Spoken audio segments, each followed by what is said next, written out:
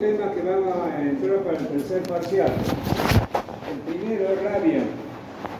El segundo son los beta-lactámicos, las penicilinas. El tercero es SIDA. Cuarto es gonorrea. Quinto, meningitis. Sexto, fiebre hemorrágica. Séptimo es antrax. Y 8 es ameliasis, que es el que voy a dar ahora. Antrax, perdón. Antrax y ameliasis son los dos temas que voy a dar una hora, y si me da, doy los dos, y si no da tiempo, lo doy los próximos viernes, ¿ya? Pues tenemos que tener material, materia para poder tomar el proceso.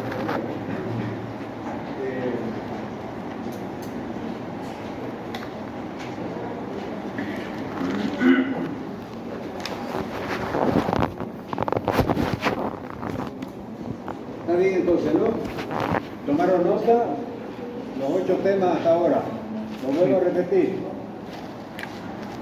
Beta-lactámico, rabia, beta-lactámico y penicilina, SIDA, gonorrea, meningitis, fiebre hemorrágica, antrax y ameliasis. Vamos a comenzar con antrax, entonces. No me olvidé de mi apuntador, de el otro.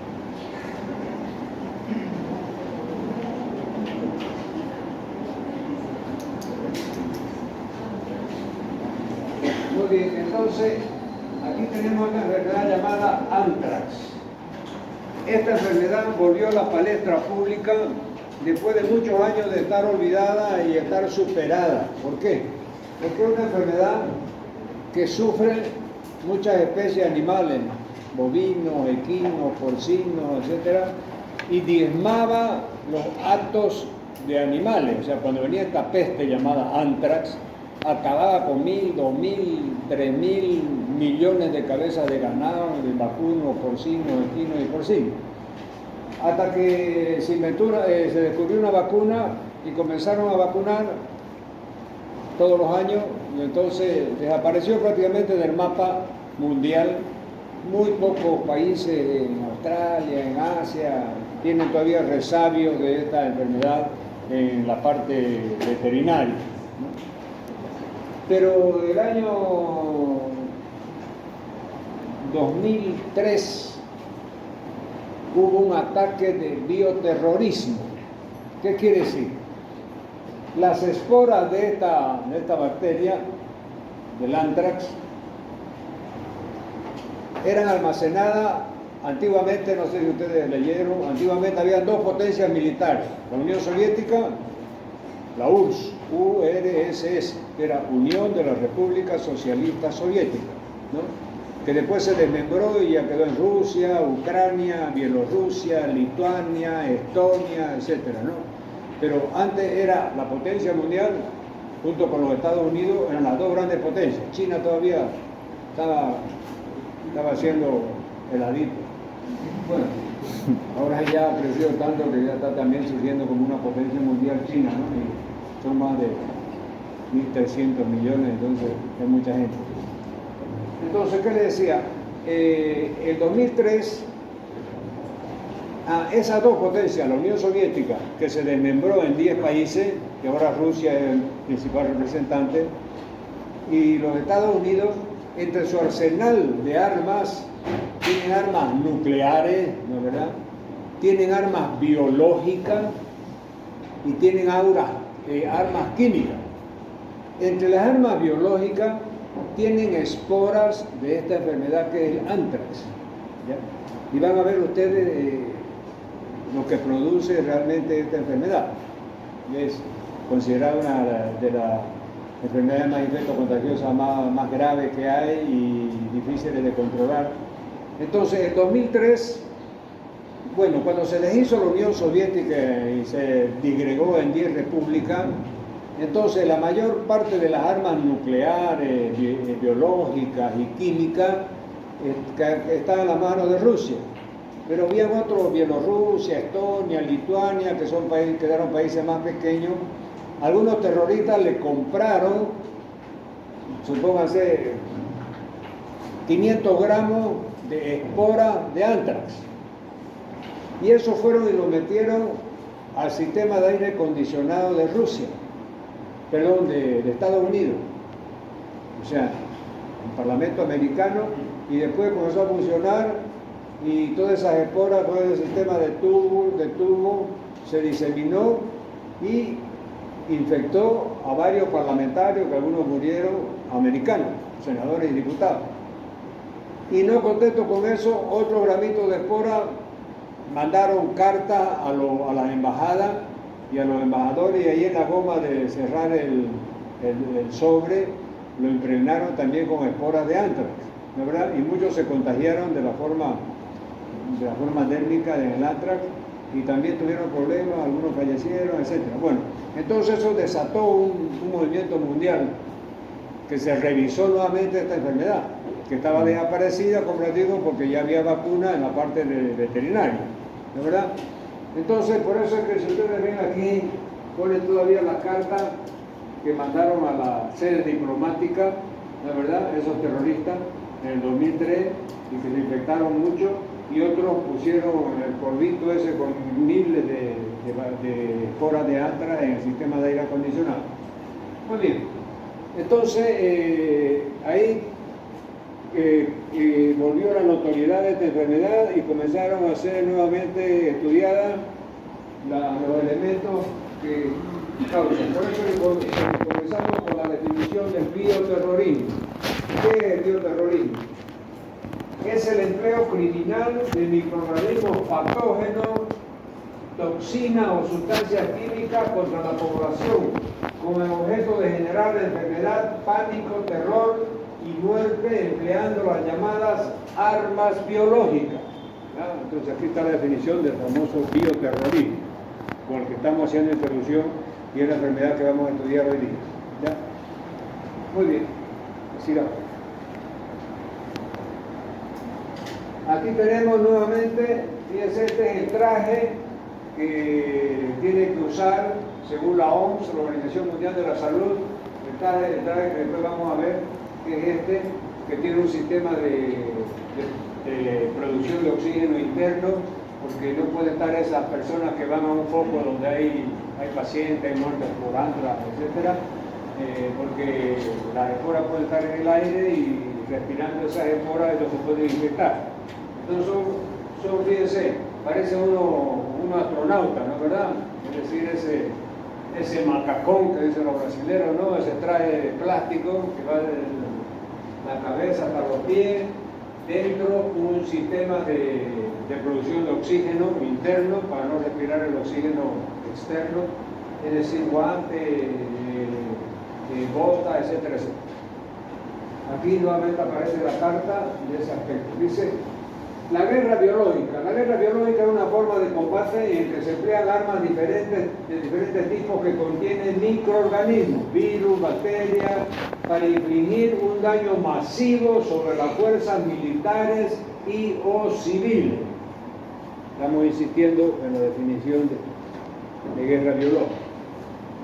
Muy bien, entonces aquí definición del antrax. El antrax es una infección causada por el Bacillus anthracis, un bacilo gram positivo, esporulado, que afecta a animales herbívoros y afecta al hombre como huésped accidental, cuya infección resulta del contacto cutáneo, inhalación o ingestión de esporas. Entonces, aquí nos ha dado una introducción definiéndonos qué era el antrax, ¿verdad? Entonces, es una bacteria y el nombre científico es Bacillus anthracis. Si es bacilo, tiene la forma cilíndrica, ¿no es verdad? Hemos visto que las bacterias, por su forma física, si son redondeadas, son cocos, estafilococo, streptococo, neumococo, etc., ¿no? Redondeadas. Si son en forma cilíndrica, como un cigarrillo, son bacilos. Y si es de forma de tirabuzón, son espirilos, ¿verdad? Muy bien, entonces, este es una forma cilíndrica, se lo ve al microscopio y es el Bacillus anthracis. Muy bien, entonces, fíjense que la cadena de transmisión, lo que podríamos...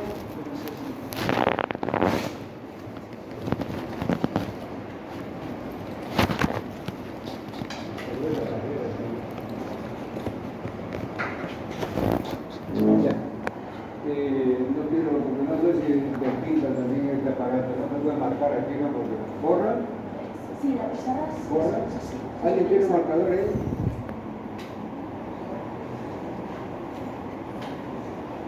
¿Qué le iba a decir? Es que yo pregunto mucho la cadena de transmisión. Hay varios tipos de cadena de transmisión. O sea, el mecanismo, cómo se transmite la enfermedad. Y hay alguna forma de transmisión que son bien específicas. ¿No parece?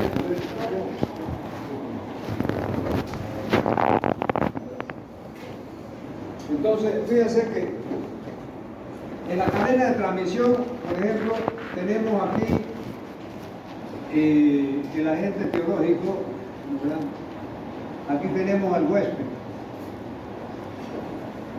Entonces, en este caso, supóngase, para infectarse, por ejemplo, el agente teológico, supóngase la tuberculosis. Al paser, al toser, al estornudar, el paciente está botando los bacilos de cojo a la atmósfera a través de los aerosoles o las microgotas de saliva que se llaman microgotas de Frucci, que ya alguna vez yo les he dicho, ¿no? Entonces, el contagio aquí se hace de persona a persona, fíjense. Aquí el agente teológico y aquí el huésped. Cuando el agente teológico es introducido por la respiración en el pulmón del paciente, se contrae la enfermedad que es la tuberculosis. Hay otra cadena de transmisión donde hay, por ejemplo, agente teológico, hay un huésped accidental y hay un huésped definitivo. Entonces, fíjense que aquí, que en el caso del anthrax, el agente teológico es esta bacteria, el Bacillus anthracis. El huésped definitivo o los huéspedes definitivos son las especies animales, entonces vacuno, porcino, equino, ovino.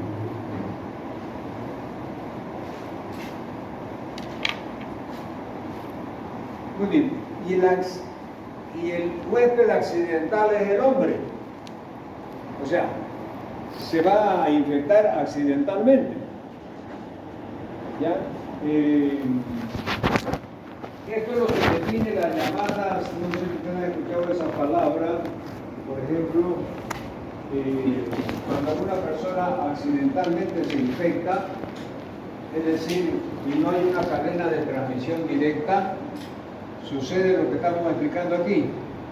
Entonces, si ustedes van al hospital animal, dice Departamento de Zoonosis, con Z, ¿verdad? Entonces, en ese departamento de zoonosis, aquí en el hospital animal en veterinaria, es el que llegan los perros, los gatos, los monos con probable rabia, ¿no es verdad? Y lo tienen que, a veces si tiene síntomas específicos de la rabia, lo sacrifican y hacen el diagnóstico, ¿no? Y lo mandan al médico para ver si el paciente que fue mordido por esos animales se contagió de la rabia, ¿no? Entonces, en ese caso de la zoonosis, la cadena de transmisión es esta. O sea, ¿qué son las zoonosis? Son enfermedades que sufren los animales y las transmiten al hombre. Entonces, fíjense, por eso es que la cadena de transmisión, en ese caso de la zoonosis, queda de esa manera. Muy bien. Eso solamente para indicarle la forma de transmisión y contagio. Sigamos. Carbunco o anthrax. Entonces tiene dos nombres. ¿Ya? Carbunco viene de carbón. Porque ustedes van a ver que una de las formas de anthrax va a producir unas lesiones negruzcas, unas llagas negras parecidas al carbón. ¿Ya? Eso vamos a ver. Entonces, ¿aquí qué dice? El carbunco, enfermedad de los animales herbívoros, ovinos, bovinos, etcétera, ¿no? Equino, porcino, caprino, es causado por el Bacillus anthracis. Un bacilo gram positivo, aerobio y formador de esporas. Entonces ahí están las características biológicas del bacilo, que es el agente teológico del pan. Es un bacilo recto que mide de 3 a 5 micras de largo y de 1 a 1,2 micras de ancho. Es inmóvil. que están encapsulados durante la proliferación en el animal infectado. Cuarto, 1, 2, 3, 4, determinante de la patogenicidad. La patogenia del Bacillus anthracis depende de los factores de virulencia importantes. Por ejemplo, una cápsula polisacárida, ácido D-glutámico y una exotoxina. Lo importante aquí, lo único que tienen que saber es que un bacilo, ¿ya?, que produce espora, que es gram positivo y que tiene una potente exotoxina. Nada más, ¿verdad? El resto es charlita de pastillero. Entonces ustedes tienen que saber extraer el jugo, el zumo de cada concepto, porque si no se vuelven locos, no es decir, tratando de memorizar palabra por palabra, ¿no? Tienen que extraer los conceptos y poner en su resumencito. Muy bien, agente etiológico entonces. Bacillus anthracis. Es una la enfermedad se llama anthrax. Característica, el bacilo gram positivo, grandes formadores de espora. Gram positivo, emiten espora y tienen exotoxina, ya hemos visto anteriormente.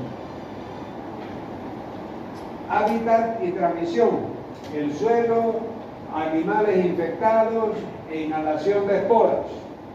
Entonces usted se puede contagiar, después vamos a ver ya el mecanismo cuando veamos la parte de transmisión importante. Pero ya con esos datos biológicos del agente etiológico, ya nosotros nos podemos ir formando algunos conceptos.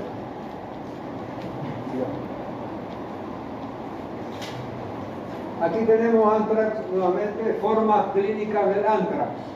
Entonces, estas formas clínicas del anthrax coinciden con las formas clínicas del anthrax. O sea, con el mecanismo de transmisión del anthrax. ¿Ya? Entonces, fíjense aquí por ejemplo tenemos el primero, es la forma dérmica, se transmite a través de piel. La segunda es inhalatoria y la tercera es gastrointestinal.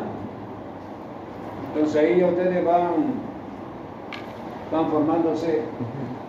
Entonces, esas son los mecanismos de transmisión. Entonces, vamos a ver ahora detalladamente exactamente cómo se transmite. Dice, los animales infectados expulsan bacterias por la hemorragia. Estas forman esporas, las cuales son muy resistentes. Transmisión según la vía se puede producir distintos cuadros. Entonces, la transmisión por piel, contacto con animales infectados, restos de animales o tierra contaminada. Entonces, cuando venían esas grandes mortandades de animales, vacas, caballos, ovejas, chivos, etc., entonces los agricultores, o sea, los ganaderos, los que criaban ese tipo de ganado, si no sabían qué hacer con esa mortandad de miles y miles de cabezas de ganado, tenían que quemarla y enterrarla para que no se transmita al hombre, porque es muy contagioso, ¿verdad? Entonces, si una persona no está protegida, que está en contacto con estos restos de animales contaminados, puede contagiarse de la forma dérmica del anthrax, que es la primera forma, ¿no? Es decir, piel. Y después ya vamos a ver la lesión. Segundo, inhalatoria. Como habíamos dicho que esta enfermedad produce esporas que están pululando en el ambiente, están flotando, y ustedes, si están en ese mismo ambiente y la respiran, ustedes se van a infectar de la forma inhalatoria.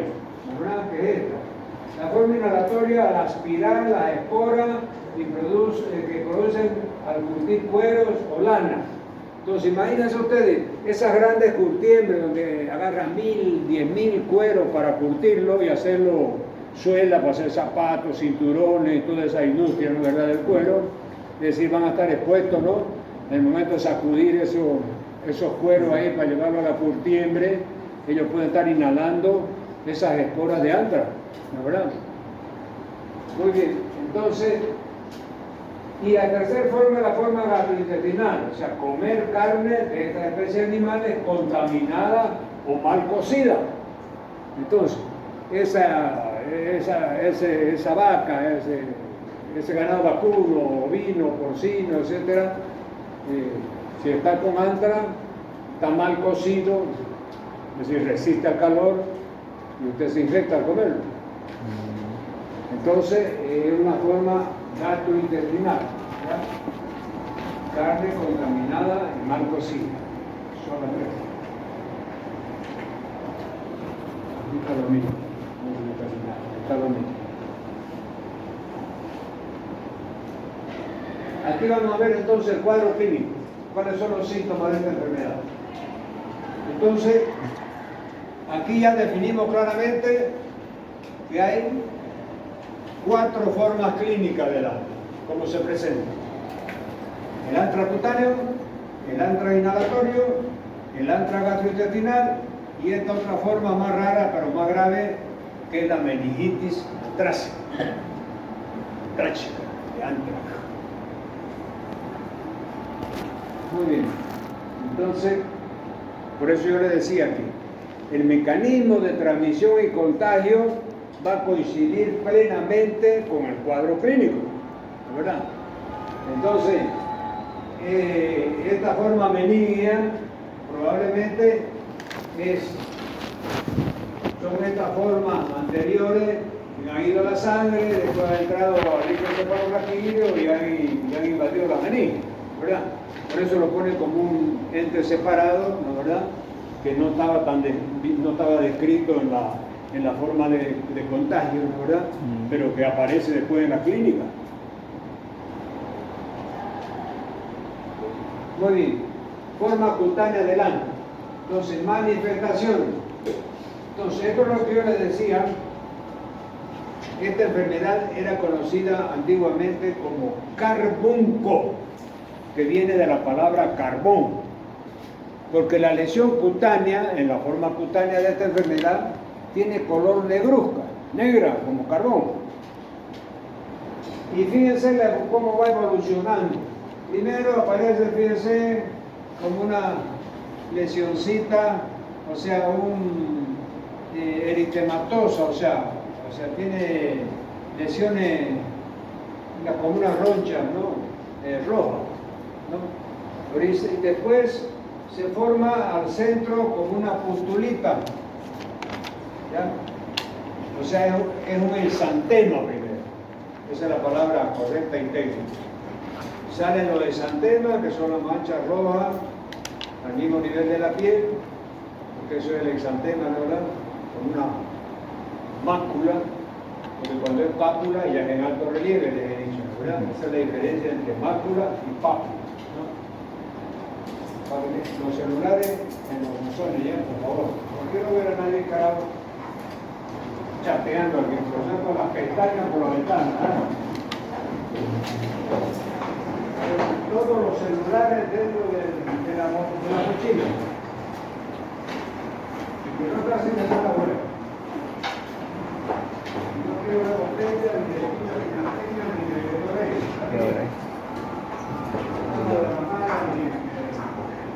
La mochila.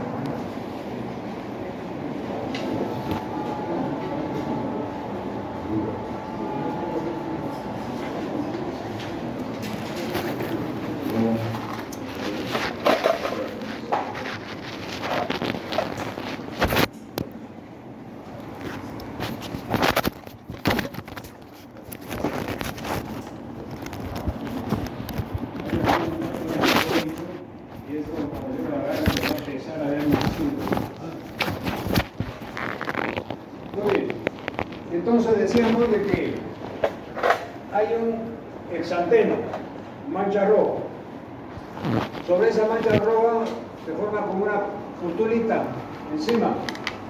Esa pustulita se revienta y queda una úlcera, primero de fondo rojizo y después de fondo negro oscuro como el carbón. Aquí viene el nombre de carbunco, ¿ya? Es una lesión oscura, negra como el carbón. Muy bien. Es entonces la forma de piel. Ahora vamos a ver el diagnóstico diferencial. entre las tres formas, entre el cutáneo, el inhalatorio y el gastrointestinal. Con el cutáneo no hay duda, la verdad. Eritema, pústula, úlcera y después un cráter ulceroso negruzco, de ahí viene el nombre de carbón, como carbón. En el pulmón, en alga inhalatoria, aquí se ve lesiones media radiopaca, ¿ya? Vamos a decir que produce una neumopatía, ¿ya? Tipo una neumonía, bronconeumonía, que es violenta y fatal. Y después tenemos la forma gastrointestinal, entonces no es muy específica, pero se acompaña de dolores, tipo cólico, diarrea, vómito, etc., ¿no? Entonces, ahí está la diferencia entre el alta, ¿no? Había una parte aquí de una cara, con una lesión en piel también aquí en el mentón, en la mejilla, que se ve mejor aquí en mi diapositiva, ahí en ese caso. Muy bien, sigamos, prevención. ¿Cómo es que se puede prevenir el alta? Entonces, fíjense aquí, dice, ahora que se conoce la enfermedad podemos estudiar la prevención del asma. Prevención, control y prevención, inhalación, o sea, si uno se contagia por inhalación, o se contagia por alimento contaminado, o se contagia por contacto, por inhalación va a ser difícil protegerse, porque tendrían que tener ese traje especial,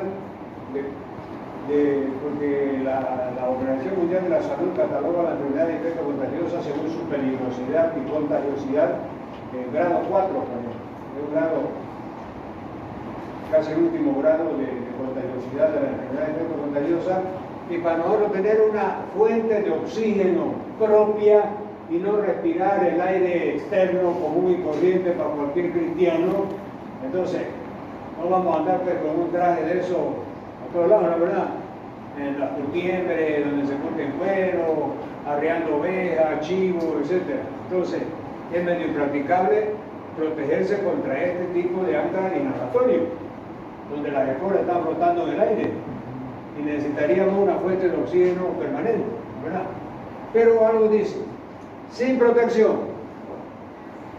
Hablé y hablé, pero ahí está la palabra exacta, no hay protección. Protegido, el barbilla no protege un corno. Alimentando, bueno, eso ya debe ser la parte gastrointestinal.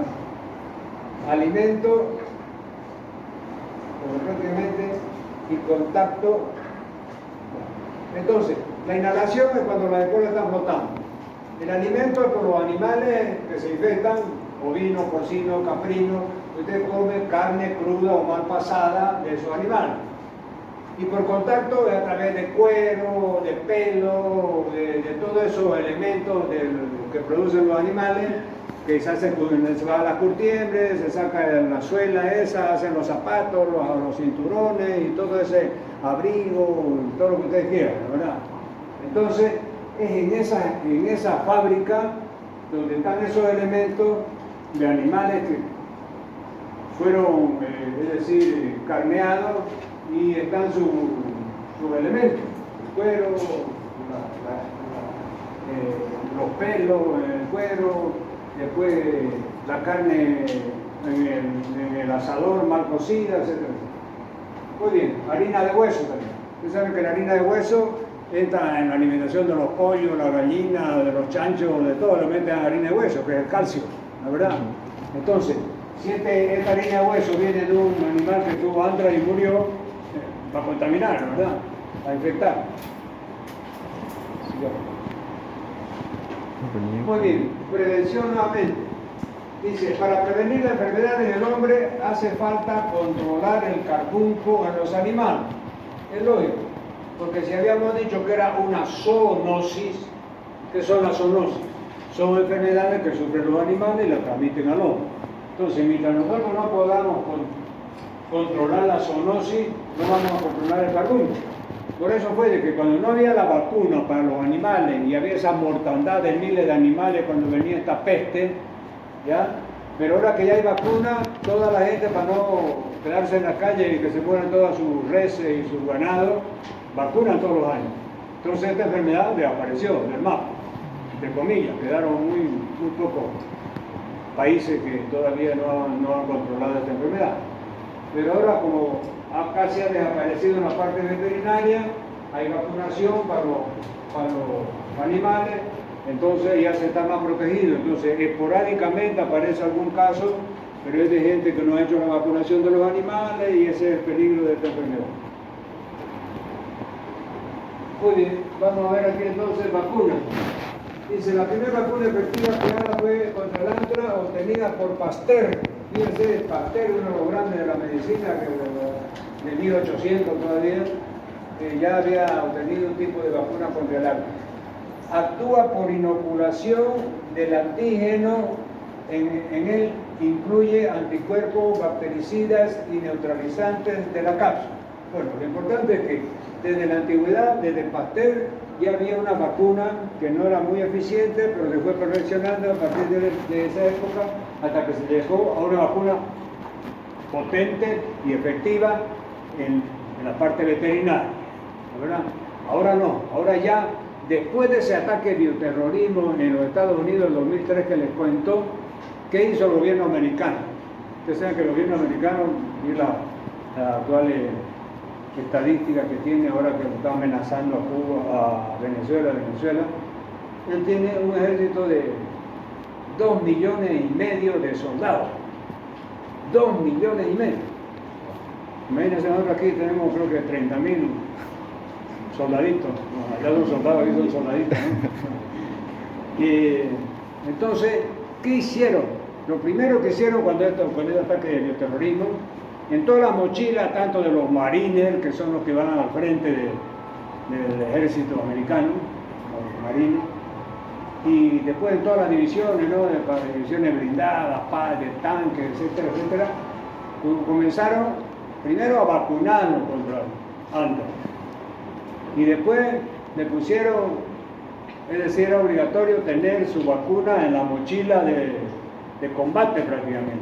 Tal era el temor, ¿no?, de que hubiese otro ataque bioterrorista y ellos estén medio desprotegidos, ¿no? Muy bien, entonces, eso con relación a la vacuna. Aquí te dice, antra tratamiento. Dice, si bien existe una amplia experiencia usando la penicilina G en la terapia, últimamente en Estados Unidos los test de aislamiento de Bacillus anthracis han demostrado la producción de beta-lactamasa que puede reducir la eficacia de la penicilina. Entonces, además de la vacuna en su mochila, le ponían penicilina inyectable también, por si no... Pero se ha visto ya de que esa bacteria, como hemos aprendido con ustedes, produce la beta-lactamasa que la vuelve resistente, ¿es verdad? Hemos dado ya varias clases con la resistencia de las bacterias producidas por la beta-lactamasa. Entonces probablemente están dando otro antibiótico ya en las mochilas de esos militares, ¿no?, para evitar que ya hayan cepas resistentes a la beta-lactamasa. Prevención nuevamente. Lógicamente, pero usted se va a un centro de salud ahí y dice, yo quiero vacunarme contra el anthrax. Y va a mirar, usted que llegó de Suiza, le dijeron, usted es suizo, pues aquí no conocemos qué es eso. O sea, usted va a tener que comprarla y pedirle a Estados Unidos, que allá se la mande aquí a la Farmacol y le va a salir la mitad de su casa, ¿no? Bueno, entonces, esta es la famosa vacuna.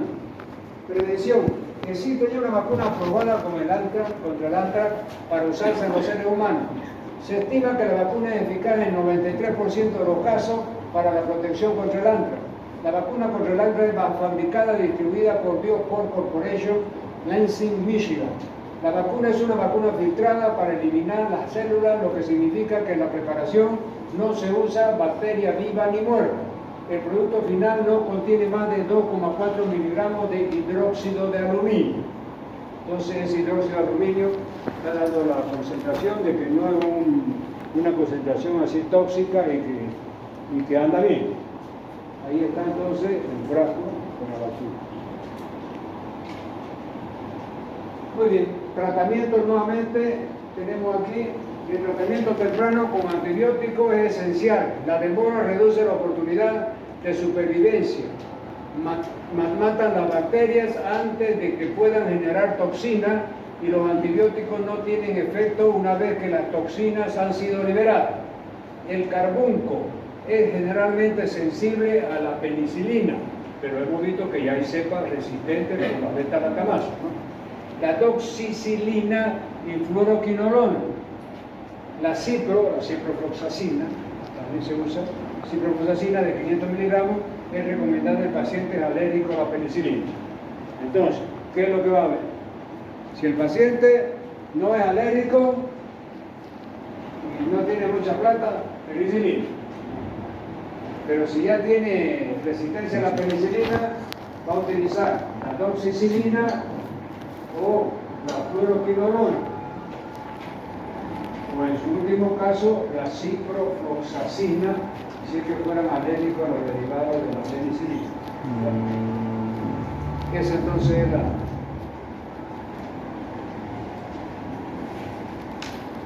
Con eso hemos terminado esta parte.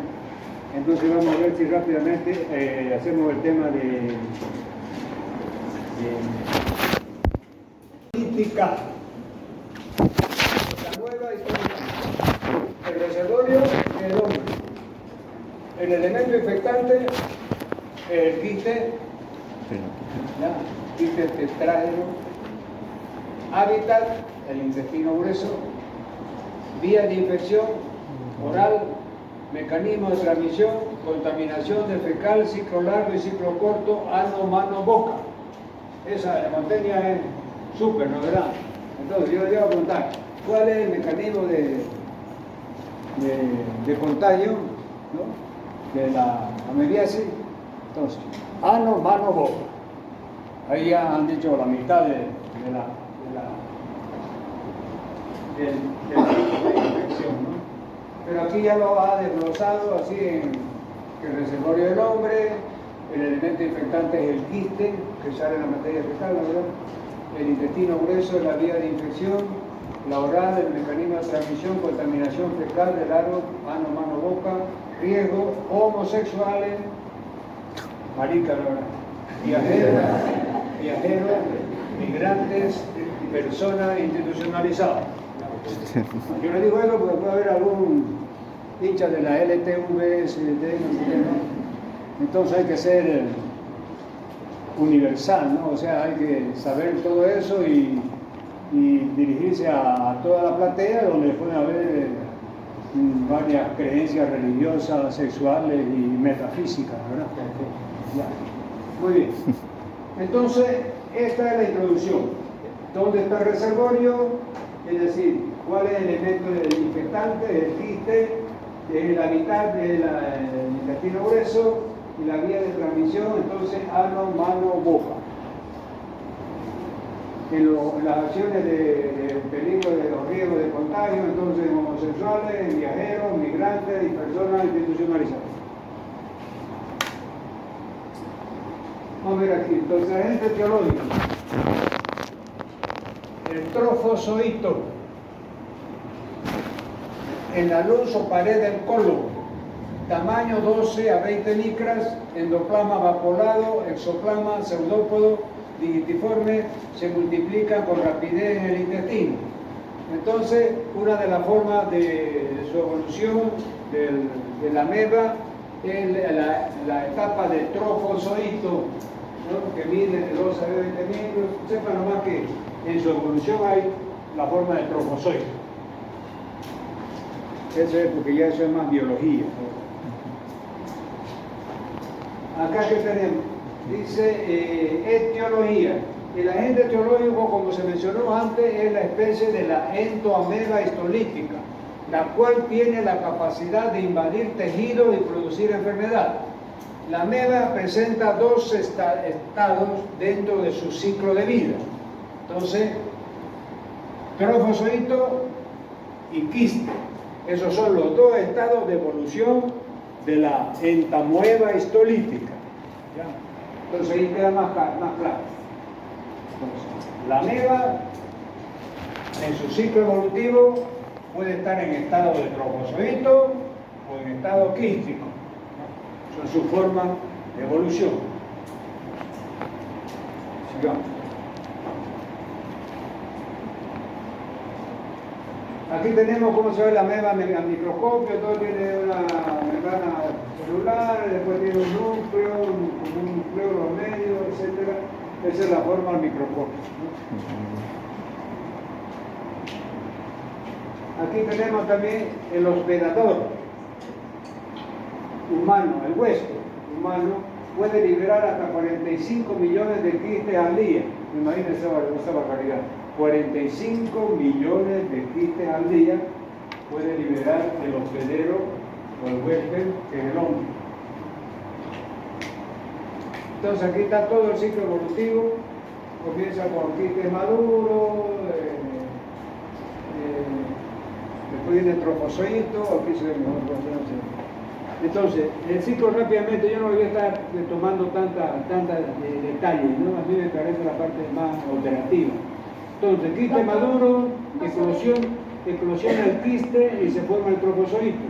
Después del trofozoito, ahí se multiplica y forman los quistes secundarios, salen por la materia fecal y esos son los que van a llegar a infectar. Por eso es que ano, mano, boca, ¿verdad? Lavarse la mano antes de comer, lavarse la mano después de ir al baño, así ya lo vamos a ver. Entonces, causas.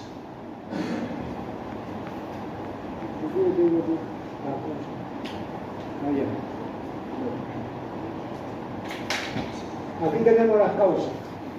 Entonces, la intranueva histolítica, ahí está la amebiasis intestínico. Dice, la amebiasis intestinal es provocada por la entamueba histolítica, la cual parasita al hombre por medio de quistes de la ameba, la cual penetra en el intestino e invade las glándulas de la pared intestinal para alimentarse de sangre y tejido. Un parásito microscópico propagado por moscas, cucarachas y contacto directo con manos o alimentos contaminados con heces. Las causas de infección más comunes afectan a manipuladores de alimentos, instalaciones de campanería defectuosas en hoteles o fábricas, verduras o frutas crudas fertilizadas con heces humanas o larvadas con agua contaminada. Entonces, fíjense que ahí tiene el dibujo de toda la forma, entonces. Ano, mano, boca. Alimentos contaminados, las manos contaminadas, manipulación de objetos contaminados. Ahí fíjense, hay un chiquito. ¿Por qué? Y siempre pensamos en las ciudades grandes donde hay servicio higiénico, ¿verdad? Ya sea ligado al alcantarillado, ligado a la laguna de oxidación, etcétera, etcétera, o ya sea con su pozo ciego nomás, pero con su taza higiénica, etcétera, es más difícil la contaminación. Pero aquellas comunidades donde no tienen ni letrina, hace sus necesidades a cielo abierto, ahí en la tierra, en el suelo. Entonces, esta materia fecal llena de trofozoitos, quistes, etcétera, de la ameba, va a infectar la tierra. Aquí cerca tiene siembra su verdurita, ¿la verdad? Toda esa verdura ya se va a contaminar. Más allácito hay una quebradita donde se provee de agua potable, agua no potable, porque esa quebrada corre en tiempo de lluvia, pero en tiempo seco se corta y quedan las pozas con agua contaminada, ¿la verdad? Entonces, esta es la forma más frecuente de contaminación con la ameba, la amebiasis. O sea, carencia de servicio porque ustedes saben que los servicios básicos son agua potable, tratamiento de aguas servidas, que son los baños, ¿ya? Y ¿qué otra cosa? Agua potable, tratamiento de agua servida y recojo de basura, o sea, tratamiento de residuos sólidos. Esa última que no hace Johnny Fernández, porque la basura aquí llega hasta el cielo y Johnny Fernández se rasca la boliviana, ¿la verdad? Y la planta esa se la pone en pincha o se va a veranear con una magnífica a Miami. Bueno, ya hemos hablado de política también. Muy bien, entonces vamos a ver ahora descripción. Dice, la infección amebiana es debida a la forma patógena del parásito causal. Se manifiesta comúnmente con síntomas de colitis, o sea, diarrea, ¿no? Acuosa, pero puede afectar otros órganos tales como el hígado, pulmones y a veces piel. ¿Por qué? Porque esos trofozoitos, esos quistes pueden vehiculizarse y localizarse en varios otros órganos, no solamente en el sistema digestivo. Entonces, pero pueden afectar otros órganos tales como hígado, pulmones y a veces piel. Puede presentarse en su forma aguda, subaguda o crónica, y en la forma intestinal o extraintestinal. Ahí ya nos ha dado que el campo clínico de presentación de esta enfermedad es bien vasto y variado. Hay la amebiasis intestinal y la extraintestinal. La intestinal generalmente da crisis de diarrea, acuosa, con cólico, etc., ¿no? Y la extraintestinal, ya esos quistes o trofozoitos ya están localizados en otros órganos, ¿no es verdad? Como puede ser pulmón, etc., y ya esa es la forma extraintestinal de la amebiasis. Entonces aquí tenemos tipos de amebiasis. Amebiasis intestinal crónica, absceso amebiano hepático, amebiasis intestinal aguda, que es de más diarrea, amebiasis pleuropulmonar, ya cuando el quito está en los pulmones o la pleura, ¿no? Menos comúnmente son las amebiasis cutáneas y las pericarditis amebiásicas. O sea, gracias a Dios no ataca el corazón, o sea, aparecer una pericarditis ni ataca piel, pero el resto de los órganos pueden estar atacados por un quiste o algún trofozoide. La forma más común es la amebiasis intestinal crónica, con síntomas de diarrea, y el absceso mediano, este absceso está en el hígado, la amebiasis intestinal aguda, con diarrea también, cólico, fiebre, etc., y la pleuropulmonar, que ataca el pulmón y la pleura.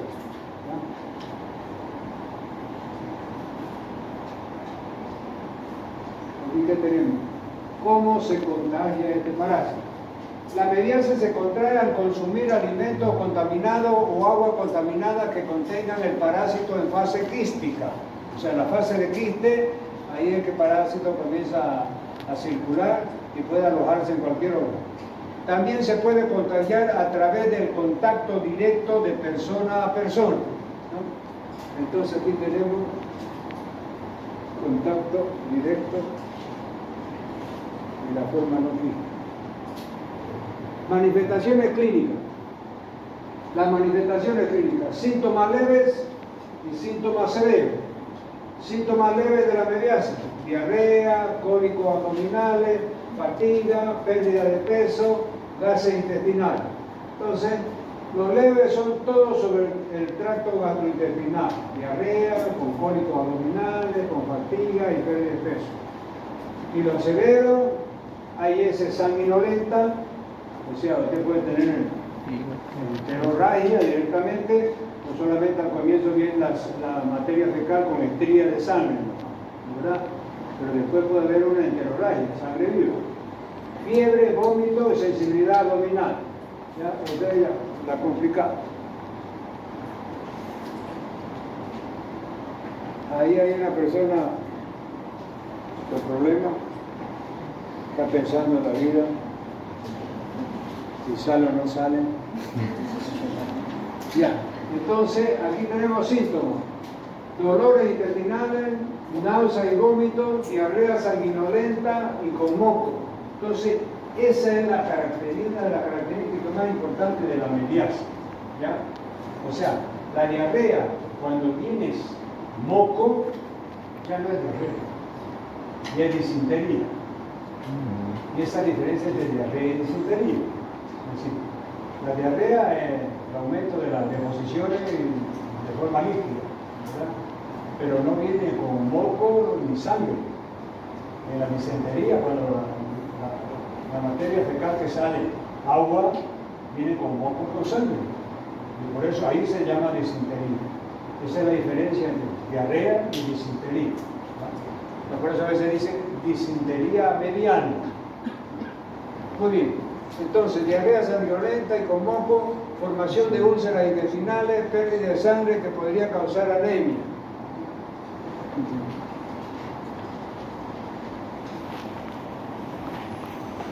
Amebiasis, síntomas nuevamente, calambres abdominales, diarrea con moco y sangre, fiebre mayor a 38 grados, deshidratación, vómito y pérdida de peso. Entonces aquí está el cuadro típico de la diarrea mediana, ¿no? Calambre abdominal, o sea, dolor cólico abdominal.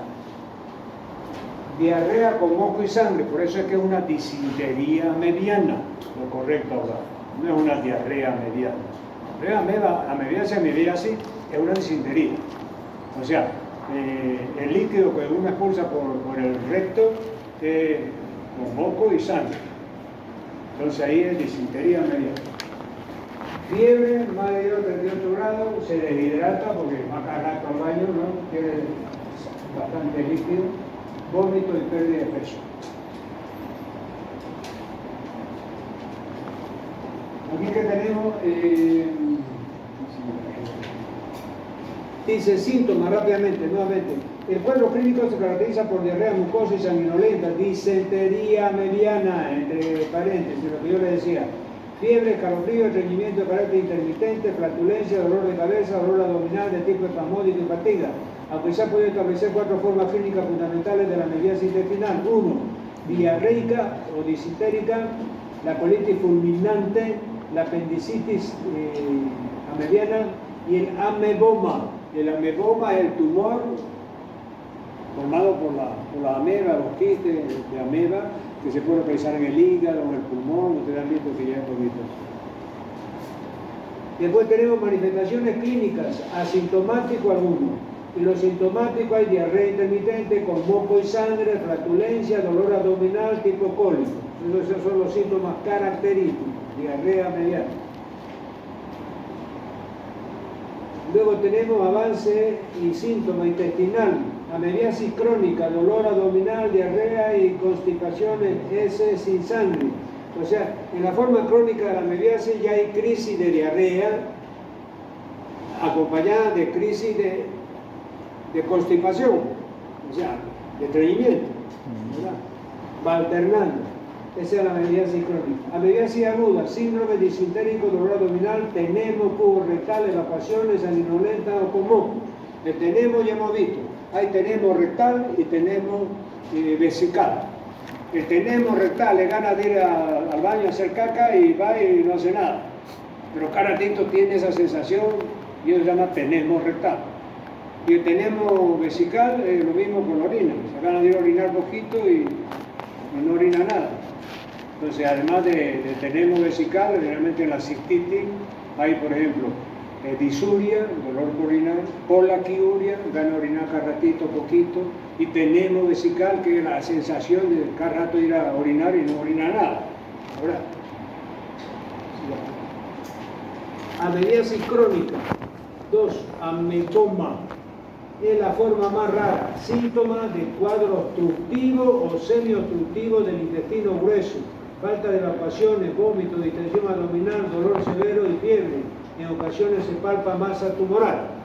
O sea que el ameboma es el tumor formado por quistes de la ameba que obstruye el intestino y produce un cuadro de obstrucción intestinal aguda, dolor. O sea, hay que operarlo, ¿verdad?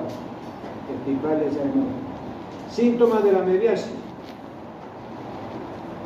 Las personas expuestas a este parásito pueden presentar síntomas leves o graves o ningún síntoma absoluto.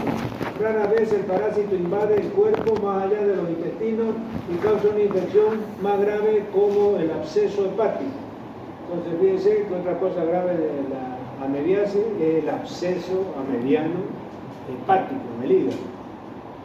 Amebiasis perforada. Fíjense que se puede perforar la víscera, aquí está, se presenta en una forma necrótica fulminante, síntoma de distensión abdominal.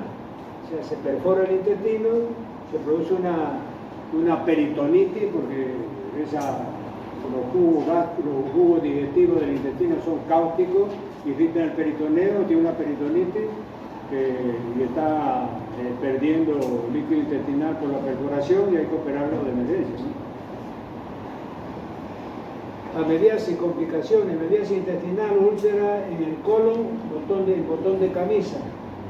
Son borde elevado, bien definido, fondo limpio, linfocitos, células plasmáticas, neutrófilos, etc. Complicaciones, perforación, peritonitis, ameloma, fístula, masa granulomatosa palpable, megacolon tóxico. Entonces estas son las complicaciones de la ameliasis intestinal.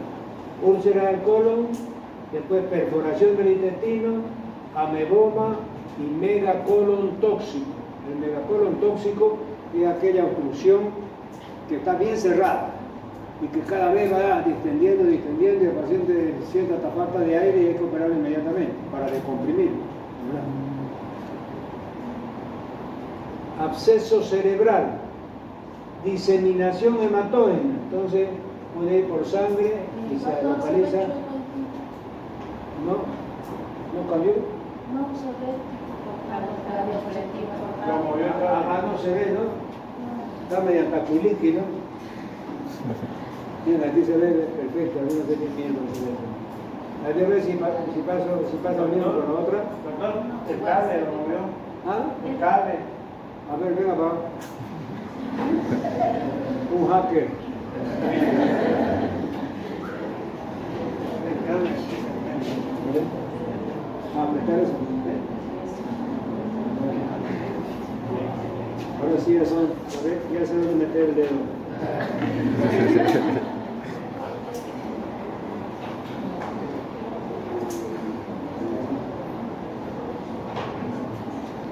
Bueno, entonces aquí rápidamente el absceso cerebral. Entonces, diagnóstico de diseminación hematógena, aparición repentina de síntomas de alta probabilidad de mortalidad si no se trata.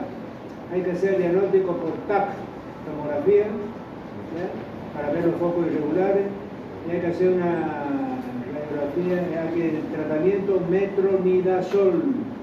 ¿Ya? Entonces, el absceso cerebral, primero a través de una tomografía computarizada de cráneo, ahí se ve el ameboma, el absceso cerebral, perdón, y hay que darle metronidazol por boca para tratar ese absceso. Puede ser necesaria una intervención quirúrgica para la descompresión y o biopsia del tejido. Entonces, si el absceso no desaparece con el tratamiento con metronidazol, ahí va a tener que ser operado para descomprimir ese cerebro y drenar ese absceso, ¿no? Ameliasis intestinal, diagnóstico parasitológico. Entonces, vamos a ver el diagnóstico. Examen directo al fresco. Entonces, se hace un examen fresco de materia fecal, ¿no? Coproparasitológico de concentración, raspado de úlcera, biopsia de úlcera, antígeno en diversas muestras, PCR en diversas muestras. Entonces nos quedamos aquí con un parasitológico de materia fecal y después una PCR, ¿ya? Por lo menos eso, ¿sí? Porque va a depender de las complicaciones. Diagnóstico. El diagnóstico de ameliasis intestinal es sugerido por el cuadro clínico y epidemiológico y se confirma mediante un examen de heces fecales. La ameliasis suele mostrarse con más facilidad en los copos sanguinolentos de moco de las heces. Entonces, en la parte que está el moco en la materia fecal, generalmente el bioquímico va a tener que buscar en esa zona para que sea más probable que pille a la meba, Ameliasis de tratamiento. Medicamento, metronidazol de elección. Después viene el tinidazol y el secnidazol. Tinidazol de elección. ¿Ya? De elección, perdón, metronidazol de elección. Después viene el tinidazol y el secnidazol. Son todas las mismas familias, ¿no? Pero el que más se usa, el más barato también, es el metronidazol.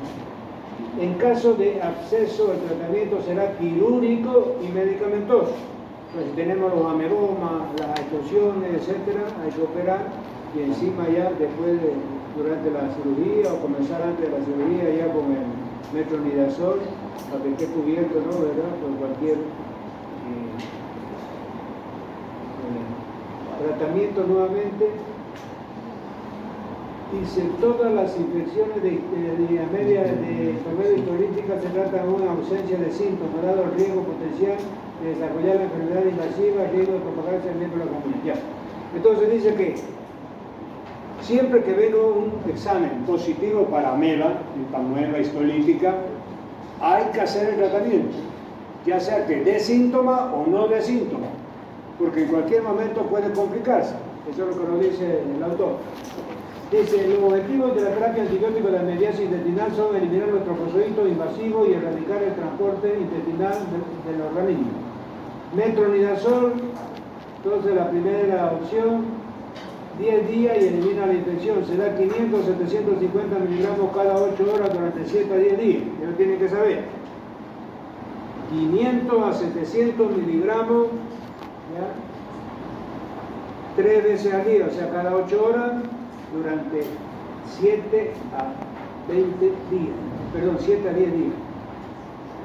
Agente luminal, eliminar quistes, rara panorámica o formato de axanita. Eso ya es para complicaciones. Ustedes tienen que saber por lo menos el diagnóstico simple de la mediación intestinal, de la diarrea, que es una disentería, con sangre, con cólico, ya, la diarrea típica de la entamoeba. Ahí hay que dar metronidazol de 500 a 750 miligramos, 3 veces al día, o sea, cada 8 horas, de 7 a 10 días. Ese es el tratamiento completo.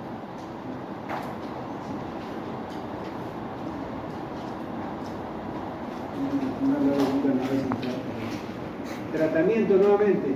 En las luminales se da, como habíamos dicho, halogenado, iodoquina y teclosano, pero eso ya son para formas más complejas, ¿no? Lo que ustedes tienen que saber es la forma clásica. Estas luminales hay que dar nitrimidazol, metronidazol también, y en los mixtos solamente metronidazol. Entonces, el metronidazol está para estas luminales y mixtas. Y en las luminales puede dar también metronidazol, pero hay a los halogenados con yodoquinol. El yodoquinol sería para los luminales. Para los extraluminales, metronidazol, y para los mixtos también metronidazol. No pasa. Por aquí ya eso es un resumen de todo, ¿ya? Aquí vamos a pararnos porque si no nos vamos a emborrachar de tanta química, ¿no? Bueno,